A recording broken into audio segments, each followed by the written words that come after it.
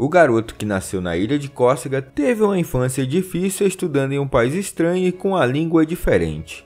Com muita dedicação, ele se formou e foi subindo de patente no exército, se agarrando a cada oportunidade que aparecia. Com a ajuda de amigos leais até então, ele conseguiu chegar ao cargo de cônsul na França. Pouco tempo depois se autocoroou imperador e coroou sua esposa imperatriz da França. Ao se tornar imperador, Napoleão perdeu o apoio de muita gente que acreditava nas ideias da Revolução Francesa.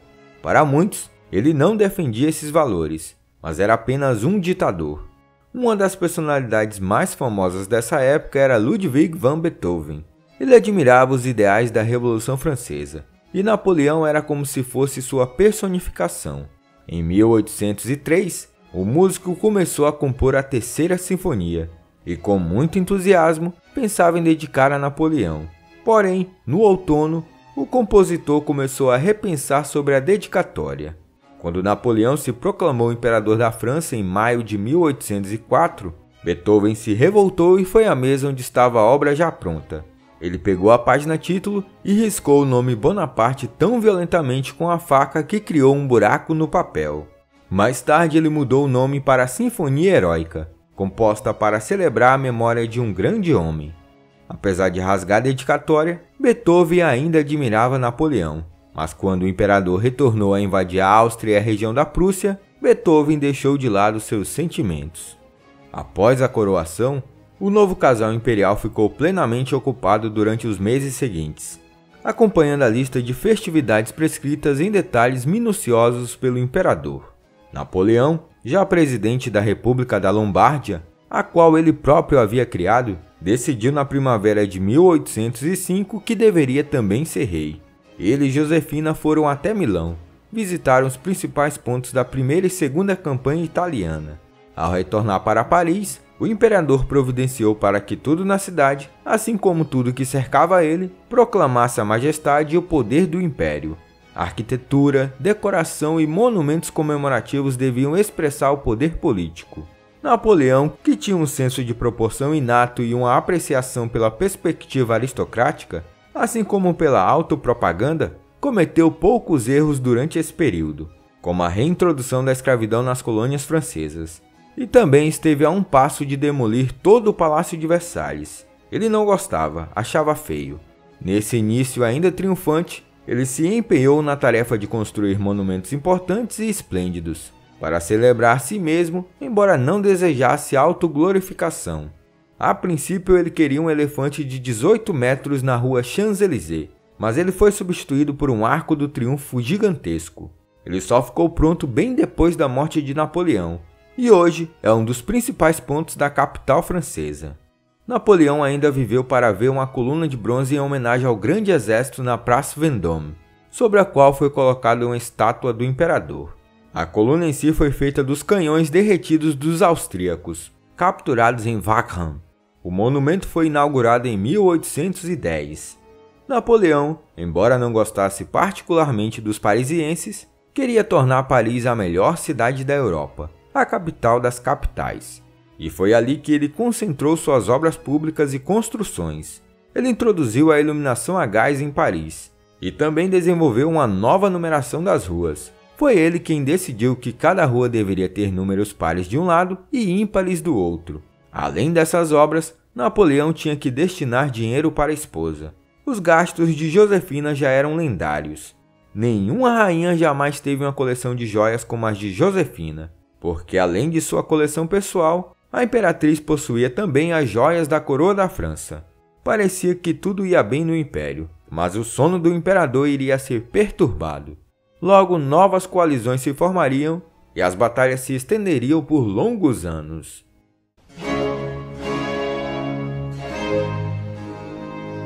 Napoleão foi antes de tudo militar. Soldado, general, comandante de exércitos e mortífero destruidor da capacidade militar de seus adversários. Durante toda sua carreira, seu objetivo foi deslocar-se rapidamente para uma posição na qual obrigasse o inimigo a empenhar-se numa batalha de grandes proporções, destruir as forças contrárias e, em seguida, ocupar a capital para ditar os termos de paz. Sempre fez isso quando lhe foi possível. era perfeitamente coerente nessa estratégia geral, que de muito lhe serviu. Nas 86 batalhas que ele comandou as tropas, venceu 77, perdeu apenas 9.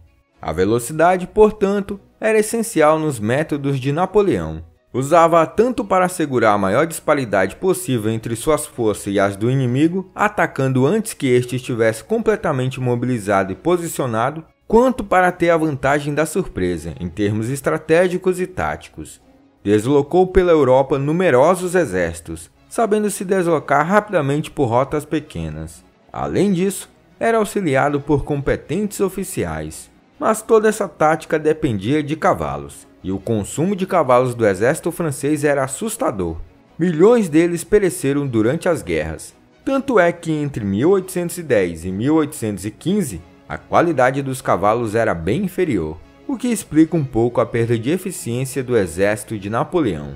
O imperador também era um líder carismático com seus soldados. Quanto menor a patente, mais ele buscava agradar.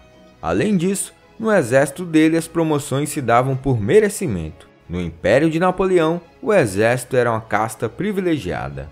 Admitidas essas vantagens iniciais, as táticas de Napoleão eram em geral simples. Seu conhecimento e uso do terreno eram abrangentes. Sempre que possível, escolhia bem o campo de batalha. Napoleão tinha boa artilharia, uma excelente cavalaria e uma barragem de ferro, um método de escavar trincheiras quando o fogo inimigo se mostrava. E claro, a infantaria era essencial para dominar e conservar o campo de batalha. Ele dirigia as operações de um ponto elevado ou do teto de alguma construção se houvesse. Às vezes mandava fazer uma torre com estrutura de madeira.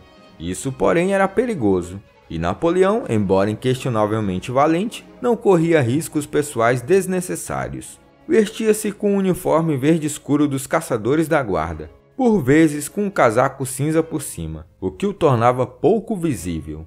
Em muitos aspectos da batalha, Napoleão foi conservador. Ele jamais montou uma equipe científica para criar uma nova tecnologia, por mais que a França contasse com excelentes cientistas e químicos. Ele não deu bola para o americano Robert Fulton, que construiu o primeiro navio a vapor e era anti-britânico. Ele achava que aquela tecnologia não daria certo. Napoleão considerava que os aperfeiçoamentos introduzidos durante sua juventude eram suficientes. Ele pouco utilizou balões de observação, ignorava a tração a vapor, entre outras coisas. Na verdade, ele melhorou e aperfeiçoou aquilo que herdara, mas não era propenso a modificar um aparato militar que funcionava bem para seus propósitos. Foi através dessas táticas que ele levou a melhora em 90% das batalhas que lutou.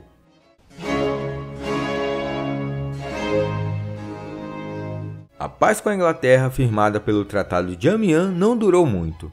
A partir de 1803, depois de uma disputa por Mantua, eles já estavam em guerra.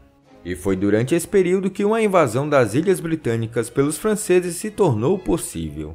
Em outubro de 1805, Napoleão não tinha uma frota suficiente para vencer os ingleses. Então, ele buscou apoio dos espanhóis.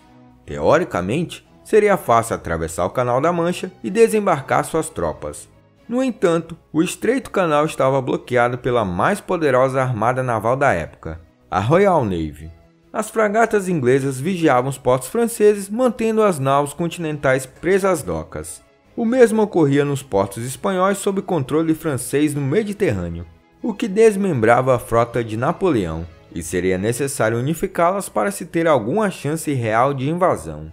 Em 21 de outubro de 1805, no Cabo de Trafalgar, na costa espanhola, a Marinha Real Britânica, liderada pelo veterano Almirante Nelson, interceptou e confrontou a grande armada franco-espanhola, que estava sendo comandada por Villeneuve. No plano de guerra, a batalha pendia a favor dos francos espanhóis, por estarem em maior número. Tinham 33 navios contra 27 dos ingleses. Os franco-espanhóis também tinham alguns dos melhores navios da época.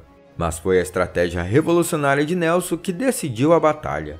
Nelson já havia derrotado Napoleão durante a campanha do Egito, e além disso, espalhou nos jornais ingleses que o general era corno, e nessa nova batalha ele o derrotaria novamente. O almirante Nelson inovou na tática de combate, Em vez de formar a secular fila indiana e disparar os canhões em ataques de banda, atirando de lado como fez Villeneuve, o almirante inglês colocou seus navios em duas colunas e navegou sem disparar, até estar entre a esquadra adversária, acabando por anular grande parte da linha de tiro dos franceses. Neste ponto, os canhões do almirante britânico rugiram a queima-roupa. Antecipadamente, Nelson havia ordenado que cada canhão fosse carregado com 3 balas. Os canhões podiam perder em alcance, mas tinham maior poder de fogo em curta distância. A estratégia do comandante inglês pôs em xeque toda a esquadra adversária e arruinou para sempre qualquer plano francês de invadir Londres. Incrivelmente, os britânicos venceram o embate sem perder um único navio, e tendo saldo negativo de apenas 1.500 marinheiros entre mortos e feridos, enquanto que a armada franco-espanhola amargava a perda de aproximadamente 20 navios, 7.000 marinheiros mortos e a captura do próprio Villeneuve com outros 7.000 soldados. A grande perda inglesa foi a morte do próprio almirante que salvou a Grã-Bretanha do desembarque do então invencível exército francês. No auge do combate, um tiro disparado de um navio francês acabou acertando o ombro esquerdo de Nelson. Gravemente ferido, o comandante foi removido e um pano foi posto em seu rosto, visando que os demais tripulantes não percebessem o que acontecia. Pouco tempo depois, ele acabou morrendo. A espetacular vitória de Nelson terminou com qualquer possibilidade de invasão francesa. A essa altura, o primeiro-ministro inglês tratou de organizar a terceira coalizão, centrada em uma aliança russo-austríaca, cujos arranjos foram completados em 9 de agosto de 1805.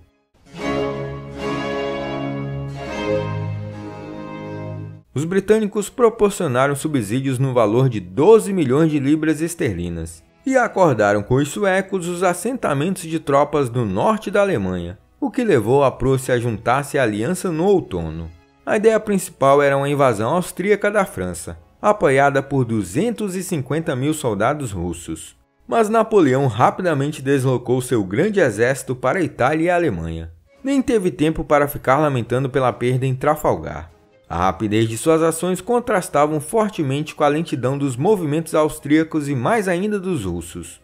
O exército austríaco na Baviera foi cercado em Ulm e rendeu-se em 20 de outubro. Em menos de um mês, Napoleão fez seu exército marchar 650 quilômetros. O próprio Napoleão encarregou-se das tropas francesas que então operavam na Áustria contra o grosso dos exércitos austríaco e russo, que finalmente se juntaram sob o comando pessoal dos seus imperadores.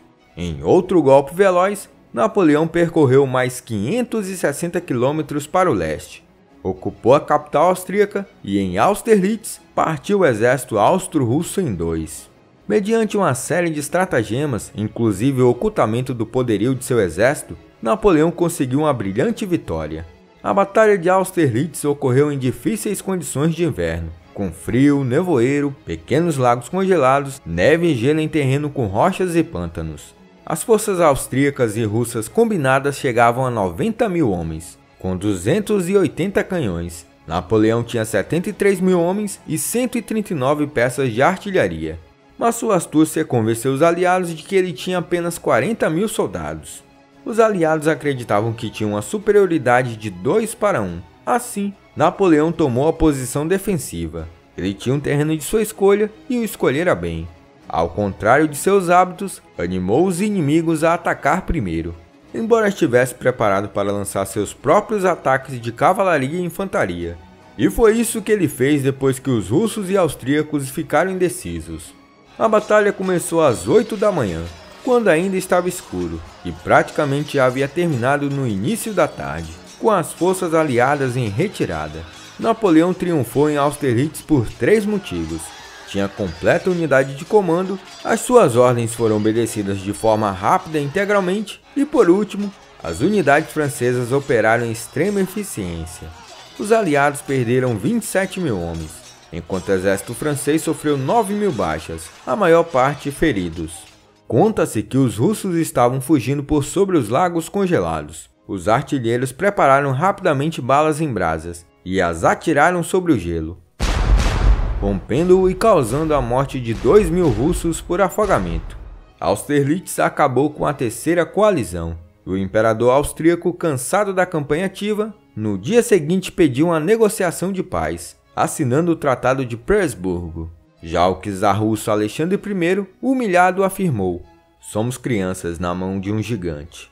Em 1806, Napoleão criou um tampão contra a Áustria e Rússia. Agrupou 16 pequenos estados alemães em uma única entidade, que tinha ele mesmo como seu protetor. A Confederação do Reno, como Napoleão chamou este grupo, se tornou um estado dentro do Império Francês. Quem não gostou nada disso foi Frederick William, rei da Prússia. Napoleão lhe garantiu que a Confederação não tinha interesse de atingir seu estado, mas a Inglaterra e a Rússia fizeram a cabeça do rei. Então, uma quarta coalizão foi formada, composta por Inglaterra, Saxônia, Rússia, Prússia e Suécia. E em 7 de outubro um ultimato foi emitido para Napoleão. O imperador deveria retirar suas tropas da Confederação do Reno, ou a guerra iniciaria. A resposta de Napoleão foi uma campanha de 6 dias, na qual aniquilou o exército da Prússia em 2 batalhas. Como na guerra da Terceira Coalizão, ele em seguida enfrentou os russos, outra vitória esmagadora em Friedland, e o czar Alexandre não teve outra escolha a não ser pedir a paz. Por meio do Tratado de Paz, Napoleão garantiu a adesão do maior país europeu ao bloqueio continental. Em 7 de julho de 1807, o Tratado de Tilsit foi assinado, e a Prússia ficou enfraquecida, assim como a Áustria se enfraqueceu pelo Tratado de Presburgo.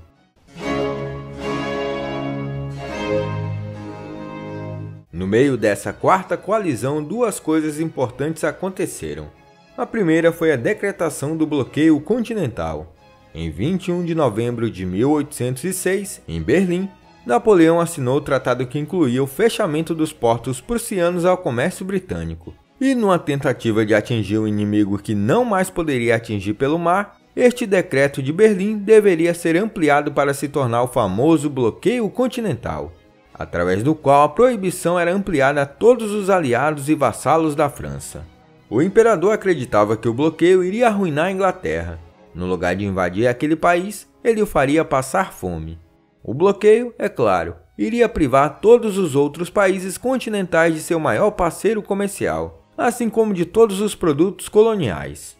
Para fazer valer o decreto, Napoleão teria de ser o senhor de todo o continente e impor sua vontade. E caso algum país ousasse comercializar com os ingleses, seu exército estava pronto para a invasão.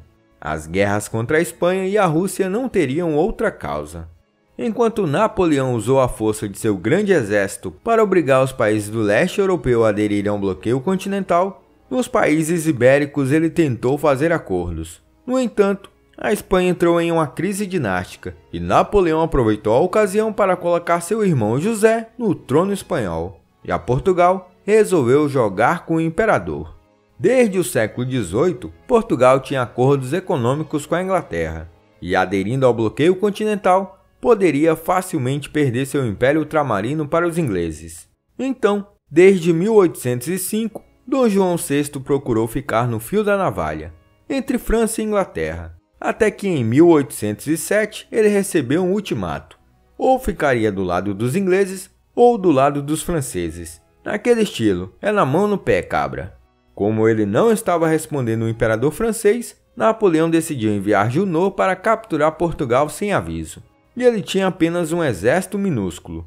Junot invadiu Lisboa com 1.500 homens famintos e esfarrapados, enquanto a família real fazia as malas. A velha rainha Maria I chegou a falar para o cocheiro: "Não tão depressa, as pessoas vão achar que estamos fugindo."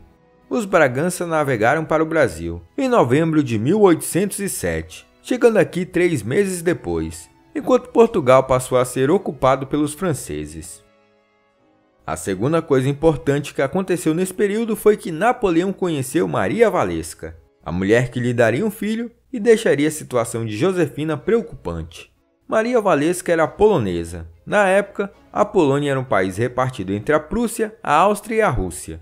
Como a Rússia estava partindo para cima de Napoleão em pleno inverno, ele precisava de apoio, e então os poloneses se ofereceram em troca de sua independência. Napoleão foi até Varsóvia preparar os acordos. Foi então que ele viu uma bela camponesa. Ela era casada e tinha um filho. Um baile seria oferecido em homenagem a Napoleão, mas ele disse que só iria se a camponesa estivesse presente. Então, os governantes poloneses pediram para que o marido de Waleska obrigasse ela a aceitar o convite. A princípio, ela recusou, mas depois de muita insistência, entrou indignada e envergonhada no salão de baile com o marido, sem nenhuma joia e com o vestido fechado. Napoleão foi até ela e murmurou: "Branco sobre branco não é maneira de se vestir, madame." Após o baile, ela recebeu uma carta do imperador, dizendo que só tinha olhos para ela. Ela não demonstrou nenhum interesse, mas seu marido e os governantes disseram-lhe que se ela fosse boa com Napoleão, ele seria bom para a Polônia. Depois de muito apelo, ela decidiu ir até a residência de Napoleão. Sabe-se que ela tentou resistir aos encantos dele, mas que acabou desmaiando, e quando acordou, descobriu que tinha sido violada pelo imperador. A partir de então, ela deixou o marido e o filho pequeno e passou a servir Napoleão. Por incrível que pareça, ela se apaixonou por ele, e ele lhe escrevia várias cartas. Waleska acabou lhe dando o filho, o que retiraria todas suas dúvidas de que ele era estéril. Assim, o casamento com Josefina ficava por um fio. Faltava apenas coragem para terminar ou uma ocasião.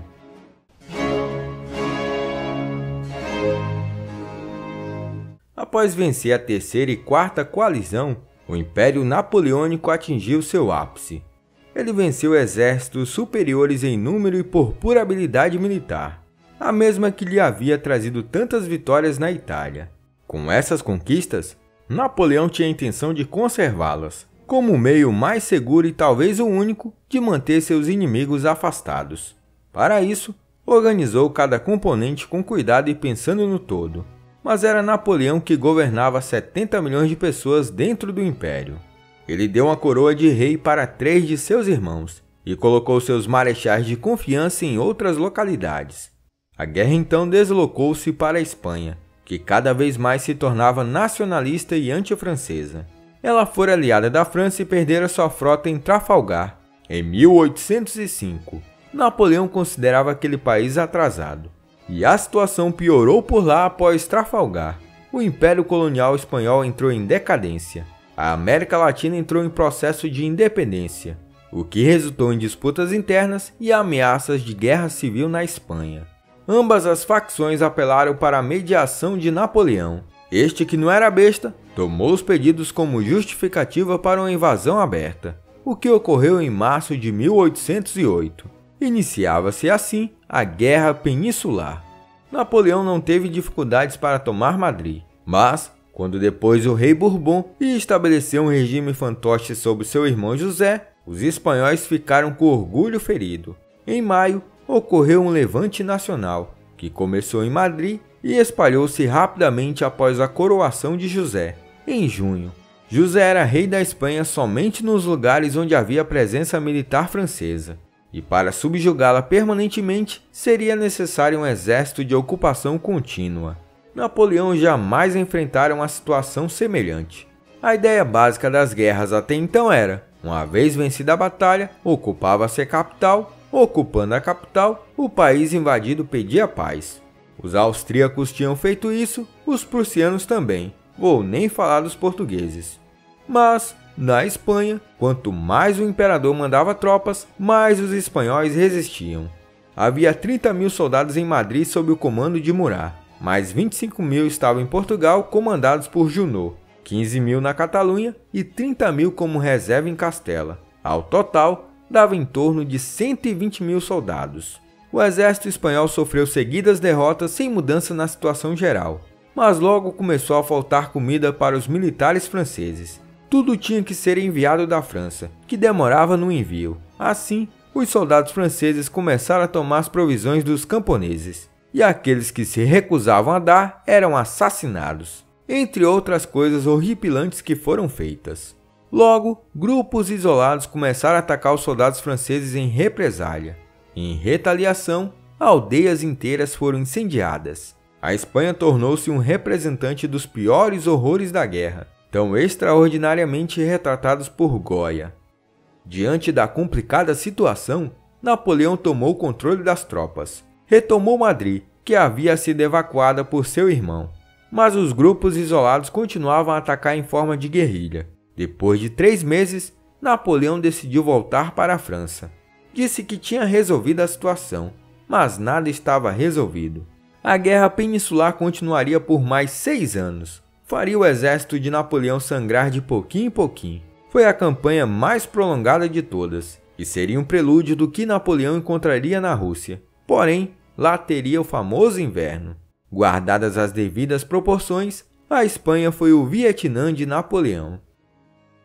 A impossibilidade de uma rápida vitória na Espanha, ou mesmo de qualquer vitória decisiva, foi uma das principais razões que levaram Napoleão a lançar uma ofensiva contra a Rússia, em 1812.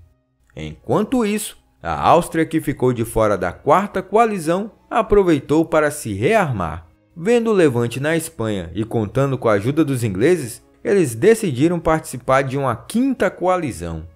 Em abril de 1809, como Napoleão havia previsto, a Áustria declarou guerra à França. Napoleão havia oferecido colocar o czar Alexandre na liderança de um exército, mas o czar mostrou pouca vontade em ajudar Napoleão. Assim, ele partiu para cima da coalizão com seu grande exército. A primeira grande batalha dessa fase foi a de Aspern, que foi onerosa e indecisiva para os franceses. Ela também é geralmente considerada a primeira grande derrota de Napoleão. No entanto, ele restabeleceu sua reputação com a grande vitória em Wagram, em 6 de julho. Em 12 de julho, as forças austríacas assinaram um armistício, reafirmado no Tratado de Schönbrunn, em outubro de 1809. Assim, terminou a Quinta Coalizão.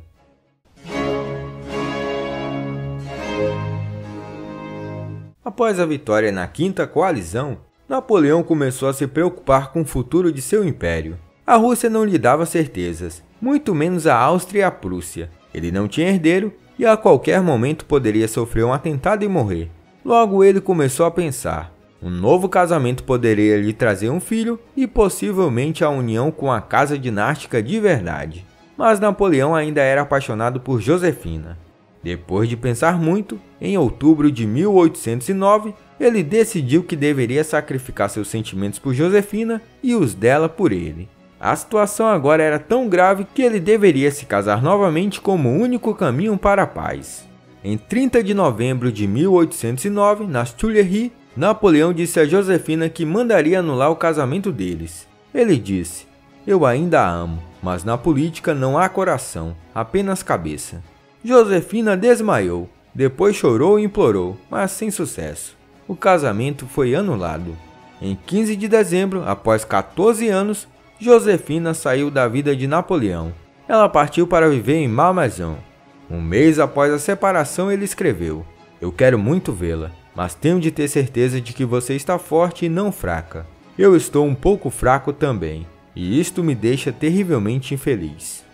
Ele pediu para seu embaixador em São Petersburgo que lhe enviasse um relatório sobre a irmã do czar Alexandre. Ele recebeu a notícia de que Ana, a irmã do czar que tinha quase 16 anos, já estava preparada para procriar. Em 22 de novembro, Napoleão pediu a mão de Ana em casamento. Ele pretendia que seu casamento fosse a pedra fundamental do império e uma garantia de paz. Alexandre respondeu que se a decisão dependesse dele, ele daria o consentimento. Mas por um decreto do falecido czar, o futuro de Ana estava nas mãos da imperatriz mãe.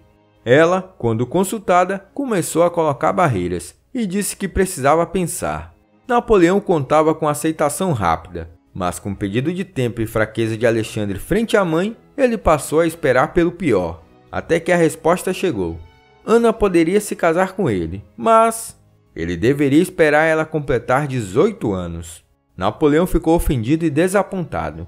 A recusa atrapalhava seus planos, mas talvez ainda fosse possível construir a paz com um casamento, já que Alexandre renunciara à amizade, que o amigo fosse Francisco da Áustria.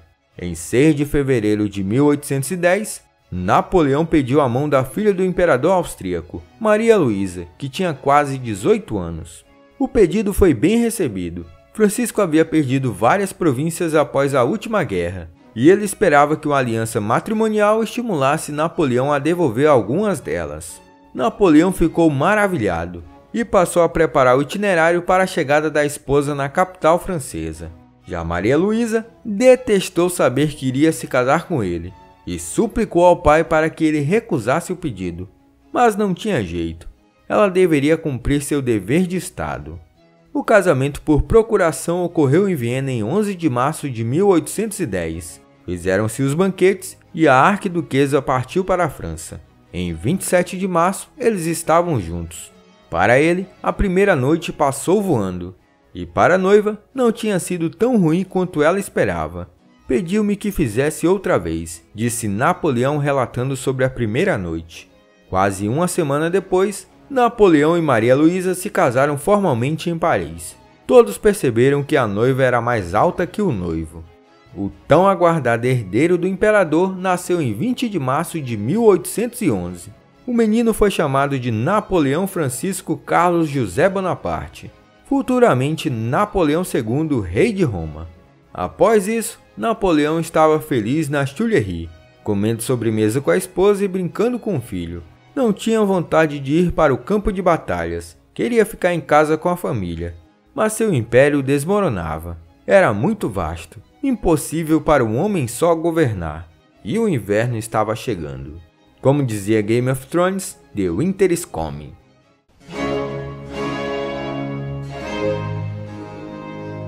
O nascimento do rei de Roma veio tarde demais para que Napoleão adotasse uma política imperial de longo prazo.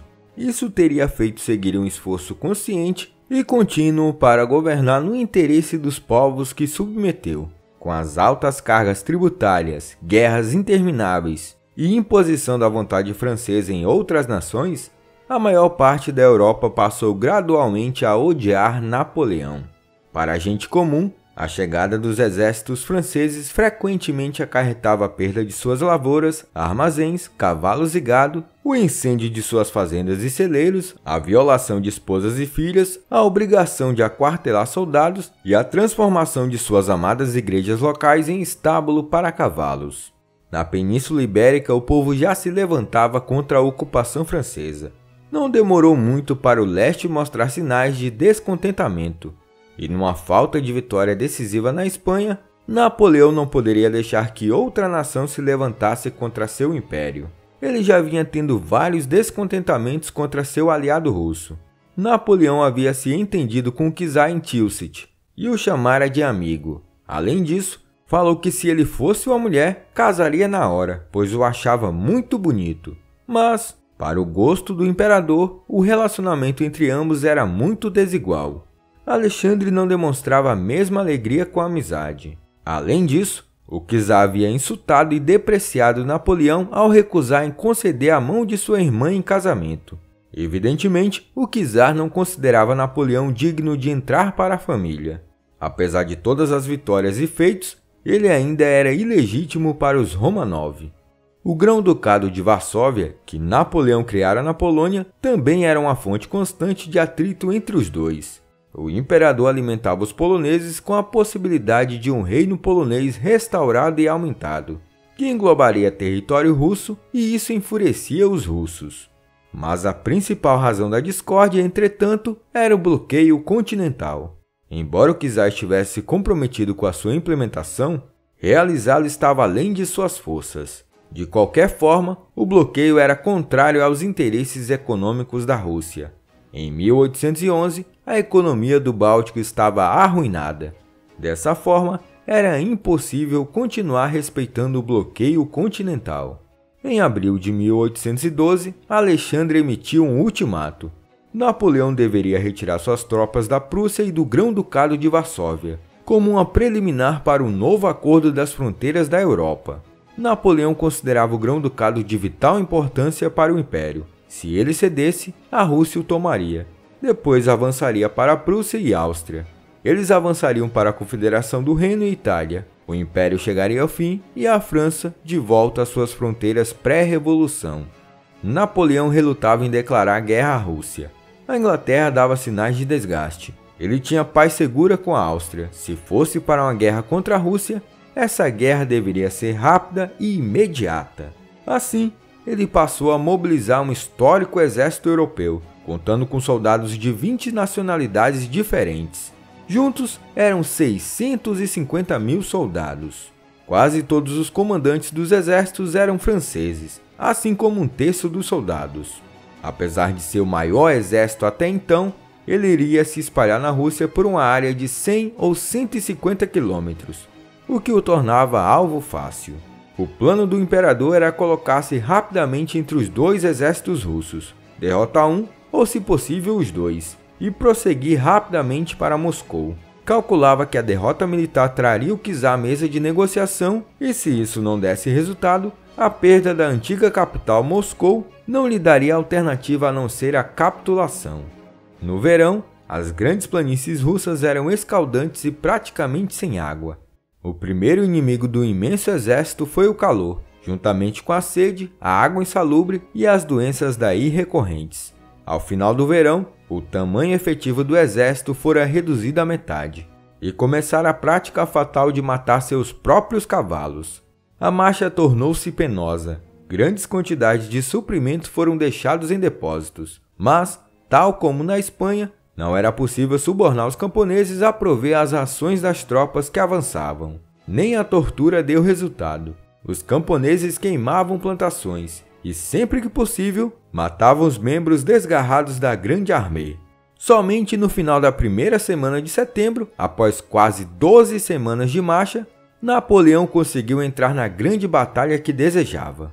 O comandante russo Kutuzov, que havia perdido em Austerlitz, colocou mais de 100 mil soldados em uma posição fortificada na aldeia de Borodino, no caminho de Moscou. Napoleão avançou com a força de ataque de 160 mil homens. A batalha começou em 5 de setembro. Napoleão relembrou os soldados de que novamente seriam vitoriosos como em Austerlitz. Mas, diferentemente daquela época, agora os russos defendiam a pátria-mãe Rússia. O principal enfrentamento ocorreu no dia 7 de setembro e durou 12 horas. Os russos se retiraram na madrugada seguinte. Tecnicamente, Napoleão venceu, mas as perdas de ambos os lados foram enormes. 44 mil russos e talvez 33 mil do lado francês. Porém, ao contrário dos russos, Napoleão não podia repor facilmente suas perdas, muito menos o imenso gasto com munição para artilharia. Essa foi a batalha mais terrível que Napoleão já lutara. Depois desse dispendioso encontro, o caminho de Moscou estava livre, e os russos a evacuaram. Napoleão chegou a Moscou em 15 de setembro de 1812. Nenhum russo se curvou ou ofereceu a chave da cidade. A cidade estava vazia. 250 mil pessoas haviam sido evacuadas. Napoleão alojou-se em um palácio. Ele tinha certeza que o czar faria paz após sua derrota em Borodino.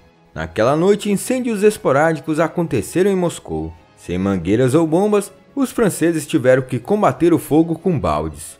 No dia seguinte, mais casas pegaram fogo, e com o vento, as chamas se espalharam até a margem do Kremlin.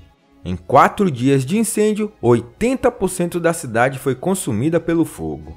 No dia 20, Napoleão escreveu a Alexandre, tentando abrir conversas para um acordo. O czar estava em São Petersburgo. 2 semanas se passaram e a resposta não veio. Napoleão ficou desorientado e caiu em depressão, algumas vezes passando horas inteiras sem dizer uma palavra. O que ele deveria fazer agora? Seu plano original era de passar o inverno em Moscou. Certamente era o caminho mais razoável, mas o homem era impaciente e acabou voltando atrás. Então, era necessário partir imediatamente. Cada dia contava. Em 15 de outubro, 7 centímetros de neve caíram sobre as ruínas negras de Moscou. Era um mau sinal, mas em vez de partir imediatamente, Napoleão se demorou, ainda esperando uma palavra de Alexandre.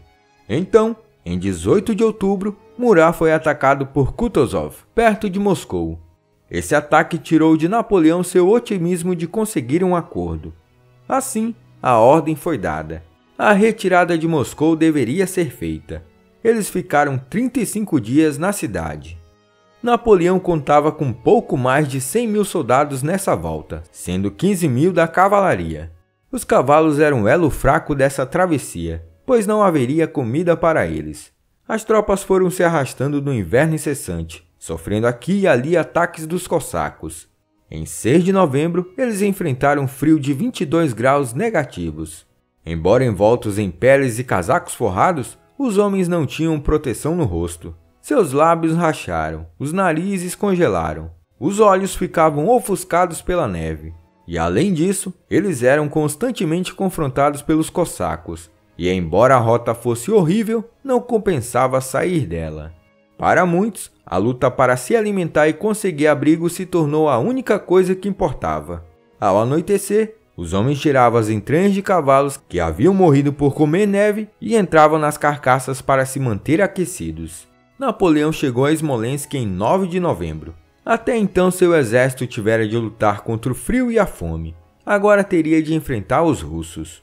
Na tarde do dia 25, após uma tempestade de neve, eles chegaram ao rio Beresina. Eles estavam em desvantagem de 3-1. Os russos vinham do norte, pela outra margem do rio, e Kutuzov vinha pela retaguarda. Se as 3 forças russas se encontrassem, o grande exército ficaria cercado. Napoleão esperava que o rio estivesse congelado para que eles pudessem atravessar, mas apesar do frio, o rio não congelara. De alguma forma, ele precisava conter esta massa de russos, construir a ponte sobre o rio e fazer com que o grosso de seu exército chegasse a um lugar seguro. Assim, 400 soldados foram selecionados. Eles iriam entrar na água gelada até as axilas para construir 2 pontes em tempo recorde.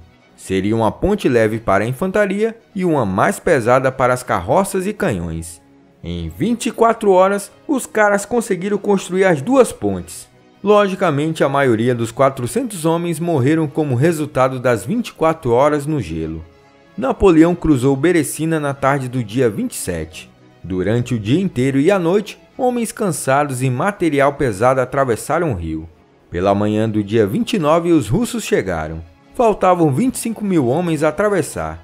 Rapidamente eles se apressaram, mas nem todos conseguiram. 8.000 homens ficaram para trás. A travessia do Beresina é um dos feitos mais notáveis da história das guerras. Mais de 40.000 homens conseguiram atravessar, enquanto batalhas dos 2 lados do rio infligiram pelo menos 20.000 baixas aos russos. 5 dias depois, as tropas chegaram a uma área segura e que havia comida. E Napoleão ficou sabendo de uma tentativa de golpe em Paris.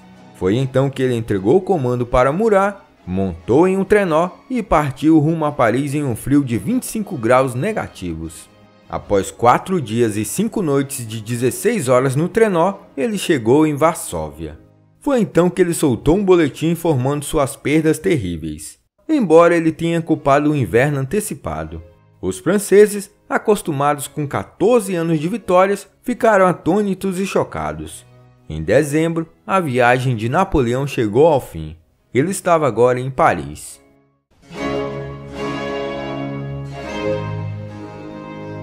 No dia seguinte ao retorno de Moscou, ele passou a renovar seu controle sobre os eventos de Madrid e Dresden. Do outro lado, o rei prussiano decidiu trabalhar com Alexandre para recuperar o território tomado dele por Napoleão, e em 17 de março de 1813 declarou guerra à França. Napoleão estava confiante de que com um novo exército montado por ele, de 226.000 homens, ele poderia liquidar os 2 inimigos, mas para isso, ele considerava o apoio da Áustria. O elo principal para considerar essa hipótese era Maria Luísa. No final de abril, Napoleão se juntou a seu exército na planície de Leipzig. Em 3 semanas ele havia feito o que se propusera fazer, meteu uma peia nos prussianos.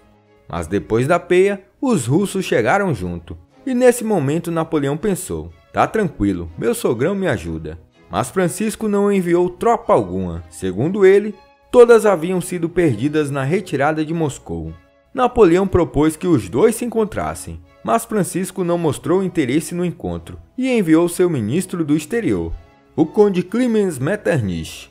O ministro propôs ser o mediador entre as nações. Ele iria conversar com os russos e prussianos e trazer uma proposta de armistício para Napoleão. A Áustria era neutra, mas estava formando um exército de 200.000 homens por debaixo do pano. E Napoleão não queria que ela saísse da neutralidade de jeito nenhum. Uma nova reunião com o ministro foi feita em 26 de junho em Dresden. O ministro especificou suas exigências. A Áustria receberia a Ilíria e o norte da Itália. A Rússia teria a Polônia e a Prússia ganharia a dissolução da Confederação do Reno. Napoleão queria arrancar seus ouvidos após ouvir aquele disparate. Ele explodiu e gritou com Metternich: "A paz é apenas um pretexto para desmembrar o Império Francês." Metternich não havia ido como mediador coisa nenhuma. Ele era um porta-voz dos aliados. Assim, ele colocou a barra de exigências lá em cima, e caso Napoleão não aceitasse, a Áustria entraria na guerra. Com isso, Napoleão teria uma desvantagem de 3-1, e a guerra aconteceria no pior momento da Guerra Peninsular, pois por lá os ingleses estavam despejando tropas, e o Duque de Wellington estava conquistando vitórias importantes. Portanto, era uma questão de honra para Napoleão defender o Império. O imperador ainda tentou negociar. Sua proposta não foi aceita, então a Áustria entrou na guerra. Os franceses enfrentavam 3 exércitos separados. Era 300 mil homens contra 430 mil. Napoleão decidiu atacar cada exército separadamente. Conquistou uma vitória importante em Dresden, e isso porque ele estava acometido por uma diarreia. Mas seus comandados falharam e acabaram perdendo batalhas importantes. Em 14 de outubro de 1813, se daria uma batalha decisiva, novamente em Leipzig. A batalha começou em 16 de outubro. O terreno era plano e não oferecia nenhuma vantagem estratégica para Napoleão. Para piorar a situação, ele percebeu que os aliados estavam usando os mesmos movimentos que ele havia usado com os canhões. Quando ele viu isso, exclamou: "Finalmente eles aprenderam algo." No terreno plano, o número de soldados e armas contava mais que a habilidade. No total, a Batalha de Leipzig, a mais longa que Napoleão já lutara, já que durou 4 dias, custou aos franceses 73 mil mortos e feridos, e aos aliados 54 mil. Sem alternativa, Napoleão decidiu bater em retirada. À medida que o exército francês se retirava, o império ia caindo. As nações antes governadas pelos franceses foram se tornando independentes. Sem as repúblicas irmãs, Napoleão se tornou um imperador sem império.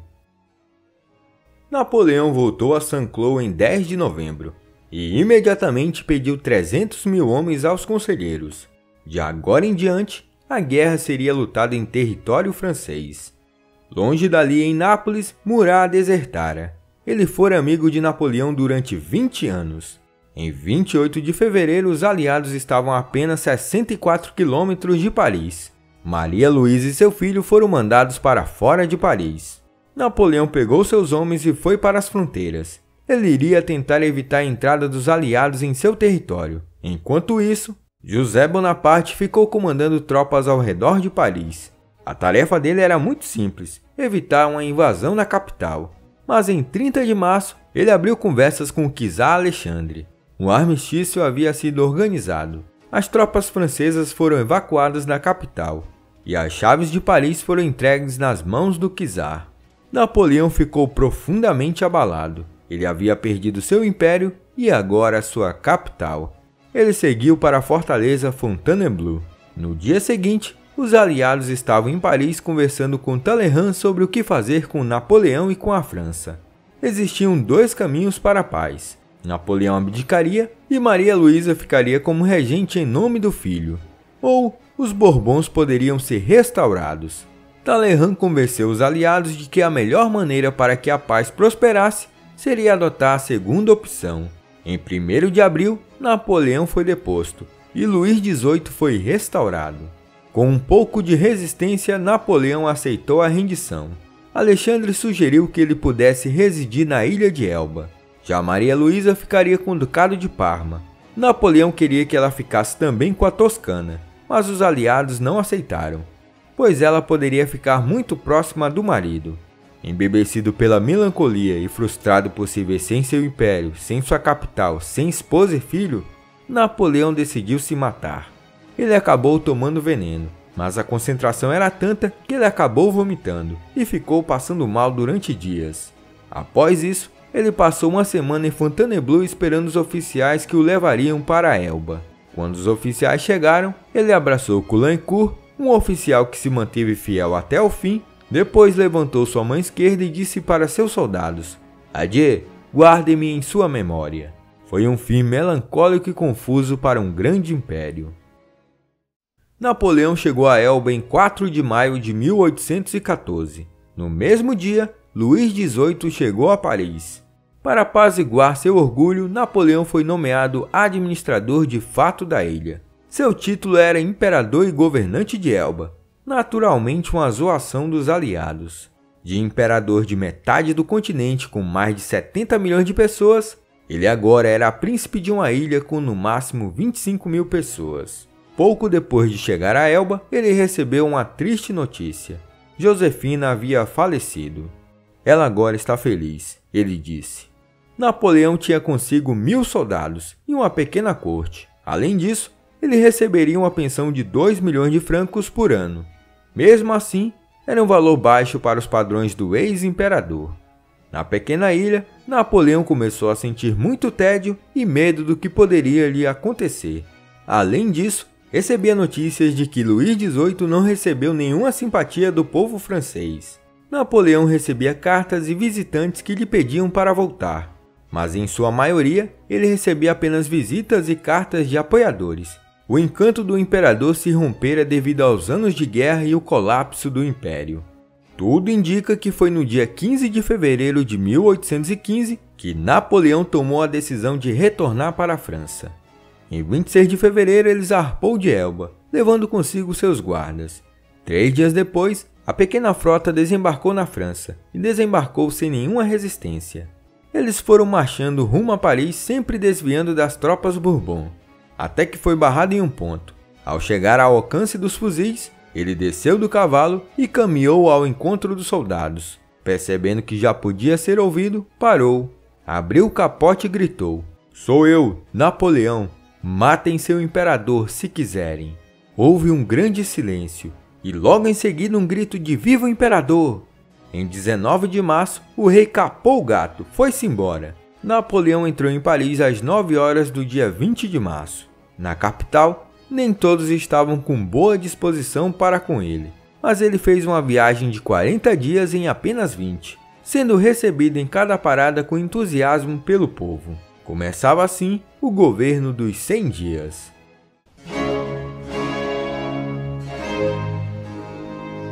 Até aquele momento, Napoleão enfrentou coalizões relutantes, organizadas tardiamente, de ações lentas e com objetivos divididos. Seus exércitos, especialmente, eram sempre mobilizados vagarosamente, e os diferentes comandantes nacionais tinham disputas sobre estratégia e com frequência brigavam entre si.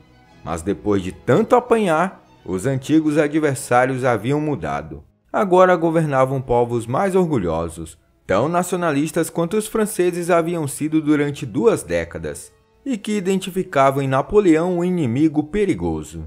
Agora novamente ele despontava como líder da França. Leipzig, a grande batalha das nações, não havia sido suficiente. Era preciso se formar mais uma coalizão para enfrentá-lo. Após a derrota de Napoleão, os soberanos da Europa e seus conselheiros reunidos em Viena já haviam redesenhado o mapa do continente, chegando a acordo sobre diversos problemas espinhosos. Pela primeira vez, formaram o que poderia ser chamado de equipe. Quando a notícia do retorno de Napoleão chegou, todos os potentados se reuniram horas depois, e sua reação foi imediata e unânime. Declararam Napoleão fora da lei, ordenaram sua prisão e tomaram providências para possibilitá-la. A 7ª coalizão organizou-se em poucas horas. Dessa vez, quem comandaria os exércitos da coalizão seria o Duque de Wellington. Sua reputação militar era a mais elevada da Europa, pois havia vencido todos os marechais de Napoleão, se não o próprio.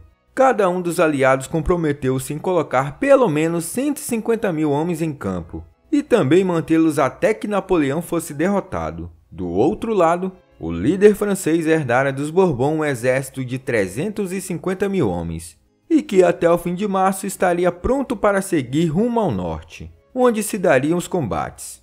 Porém, Napoleão decidiu esperar um ataque dos aliados. Ele não queria ser visto como agressor. Com isso, perdeu uma de suas características em combate, a guerra relâmpago. Esse foi o seu primeiro erro. O segundo erro foi dispersar parte do exército pela fronteira e ir para o ataque com apenas 120 mil homens.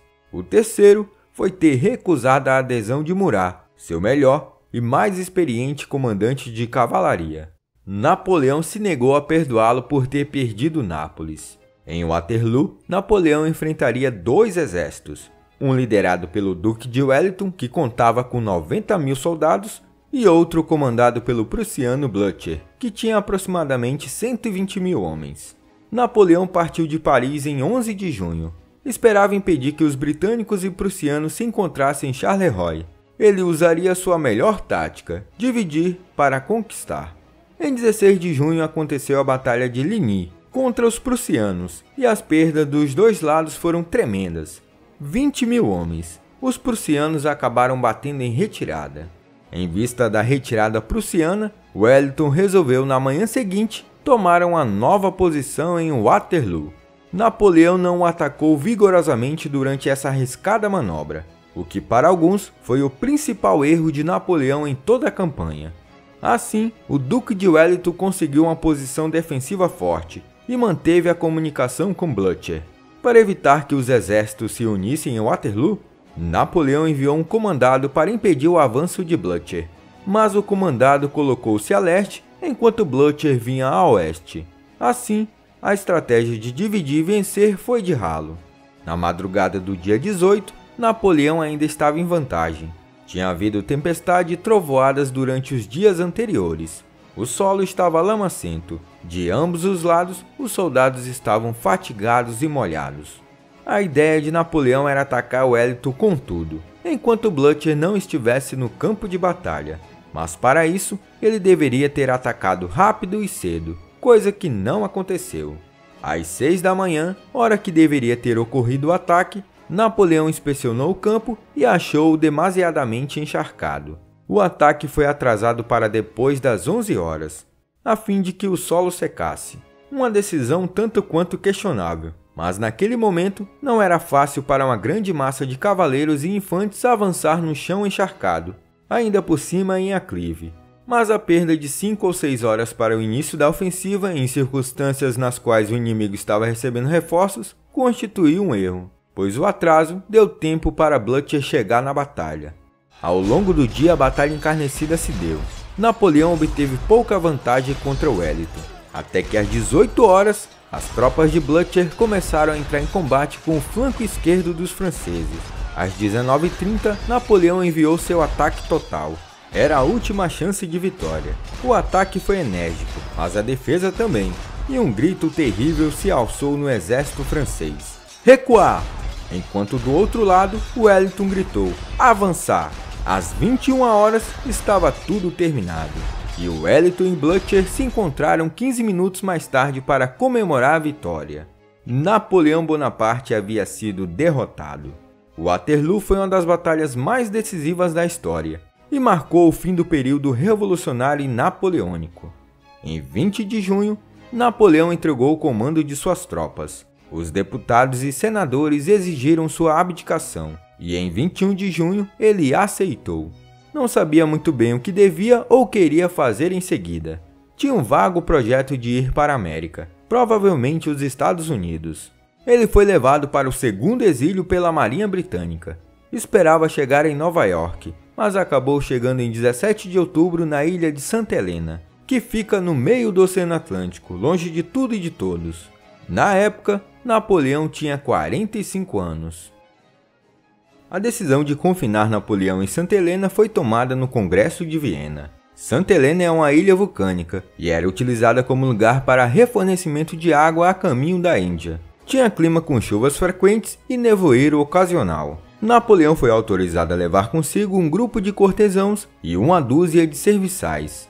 Até aquele momento, a vida de Napoleão sempre foi agitada e cheia de eventos. Não é preciso dizer que ele foi muito infeliz em Santa Helena.